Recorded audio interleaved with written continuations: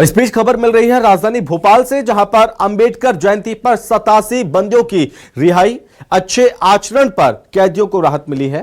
7 बंदियों की सजा में विशेष छूट, मुख्यमंत्री डॉक्टर मोहन यादव के निर्देश पर फैसला लिया गया। जेलों में सुधार के लिए निर्णय लिया गया। साल में 5 अवसरों पर रिहाई मिलती है। गणतंत्र दिवस पर भी 94 बंदी मुक्त हुए थे। ओवरलोडिंग कम करने की दिशा में यह कदम उठाया गया। 14 अप्रैल को अंबेडकर जयंती है और इस बीच 87 बंदियों की रिहाई हुई है। ये बड़ा फैसला लिया है मध्य प्रदेश की मोहन सरकार ने। अंबेडकर जयंती पर 87 बंदियों की रिहाई की गई। अच्छे आचरण पर कैदियों को राहत मिली है। ज्यादा जानकारी के साथ state news coordinator Rakesh Chaturvedi हमारे साथ जुड़ रहे हैं। तो राकेश जी, इन 87 कैदियों के लिए बड़ी राहत, इन्हें रिहाई मिल गई है। बिल्कुल, हम कह सकते हैं कि जिस तरह से मध्य प्रदेश में 15 अगस्त और 26 जनवरी को बंदियों की रिहाई होती थी, और उन बंदियों की जो कि जिनको आजीवन कारावास है और जेल में रहते हुए जिनका आचरण में सुधार हुआ है, उनका आचरण अच्छा पाया गया है।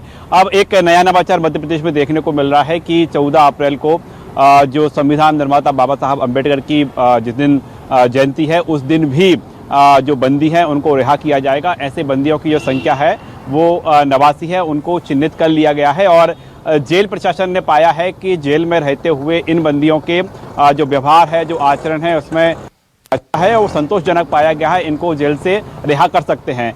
जो कुछ कुल बंदी है उनकी संख्या 89 है। इसमें 7 वो बंदी भी हैं जिनकी की जो कारावास है वो गैर आजीवन है, यानी जिनको आजीवन से कम सजा मिली हुई थी, उनकी जो है उनको भी चिन्हित किया गया है इसमें। और ऐसे बंदियों की संख्या 7 है।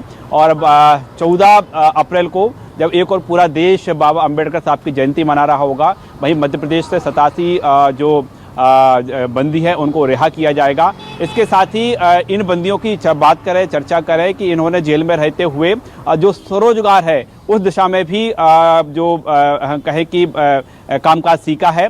जो उत्कृष्ट उत्कृष्ट जो श्रेणी होती है किसी भी विषय में काम करने की, तो उन्होंने वो भी उपाधि हासिल कर ली है। और जाहिर तौर पर है जब ये बंदी जेल से रिहा होकर अपने सार्वजनिक जीवन में आएंगे तो कामकाज कर सकेंगे, क्योंकि उन्होंने जो अलग अलग विधाओं में जो कामकाज सीखा है उसमें जो जेल प्रशासन की ओर से उन्हें उत्कृष्ट जो कहें कि काम की उपाधि दी गई है। ठीक है राकेश जी, बहुत धन्यवाद आपका तमाम जानकारी के लिए।